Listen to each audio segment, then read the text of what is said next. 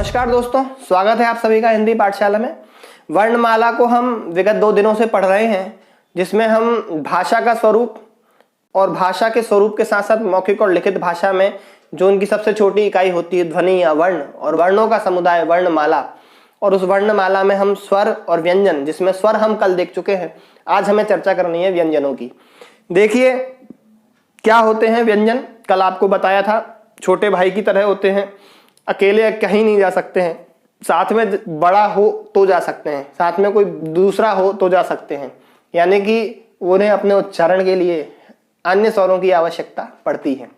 व्यंजनों की बात जब भी करते हैं तो व्यंजन 3 प्रकार के समझें, ठीक है ना। कौन कौन से 3 प्रकार? एक स्पर्श व्यंजन, एक अंतस्थ व्यंजन और एक ऊष्म व्यंजन, ठीक है ना। 3 प्रकार हो गए। अब इसमें हम 2 प्रकार और जोड़ते हैं। कौन कौन से 2 प्रकार? एक संयुक्त व्यंजन और एक द्विगुण व्यंजन, ठीक है ना। तो 5 प्रकार के व्यंजन हो गए हमारे सामने। पहला स्पर्श व्यंजन, दूसरा अंतस्थ व्यंजन, तीसरा ऊष्मस्थ व्यंजन, चौथा संयुक्त व्यंजन और 5वां द्विगुण व्यंजन, ठीक है ना। देखिए स्पर्श व्यंजन 5 प्रकार के होते हैं। कौन कौन से? क वर्ग, च वर्ग, ट वर्ग, त वर्ग और प वर्ग, इस प्रकार के 5 प्रकार मान लेना। हर में 5-5 अक्षर हैं। कौन कौन से हैं देख लीजिए, फटाफट से याद होने चाहिए। ये हमारी भाषा के अक्षर हैं और अनादि से सिद्ध हैं। हमें याद नहीं होंगे तो किसको याद होंगे? क ख ग घ ङ आपके सामने उपलब्ध हो गए हैं।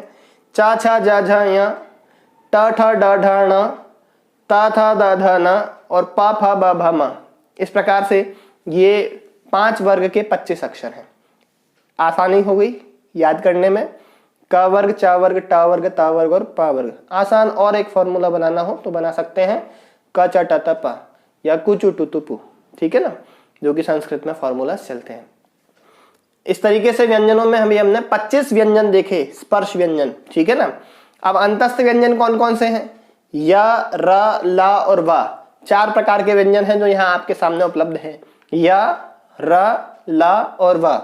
इसके बाद ऊष्मस्थ कौन से हैं? वो भी 4 हैं।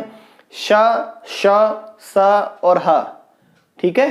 श, श, स और ह, ठीक है ना। और संयुक्त कौन से हैं? कि संयुक्त व्यंजन भी देखिए, क्षत्रज्ञ और श्र, क्षत्रज्ञ और श्र। और ऐसे ही द्विगुण व्यंजन कौन से हैं?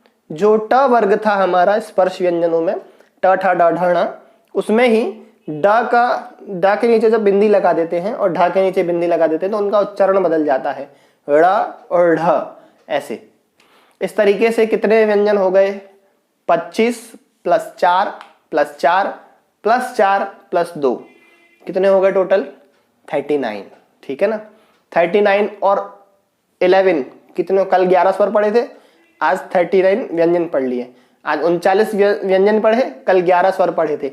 अब 11 और 39 कितने हो गए? कि 50 पूरे हो गए। 50 पूरे। अब मैं आपको अंतिम एक चीज बताता हूं, अयोगवाह। अयोगवाह क्या है? कि ये ना तो स्वर हैं और ना ही व्यंजन है, ये स्वर और व्यंजन के सहयोगी हैं, ठीक है ना। एक है अम और एक है अह, अम और अह, ठीक है। अम और अह, जिसे हम अनुस्वार और विसर्ग कहते हैं। विशेष चर्चा जब इन वर्णों की करेंगे तब करेंगे, ठीक है ना। तो आज हमने क्या क्या पढ़ा? व्यंजन पढ़े 25 स्पर्श वाले, 4 अंतस्थ वाले, 4 ऊष्मस्थ वाले, 4 संयुक्त वाले और 2 द्विगुण व्यंजन। कुल मिला के हो गए 39 व्यंजन। और साथ में 2 अयोगवाह, स्वर 11, व्यंजन 39 और 2 अयोगवाह। इन सभी को मिलाकर के 52 वर्ण हमारी वर्णमाला में माने गए हैं, ठीक है ना।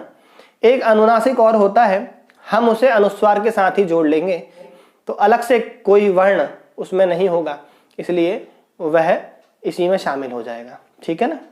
चलिए अब संयुक्त व्यंजन क्या होते हैं और संयुक्त वर्ण क्या होते हैं, इसकी चर्चा हम कल की वीडियो में करेंगे या आगे आने वाली वीडियोस में करेंगे। तब तक के लिए जय हिंद, जय भारत।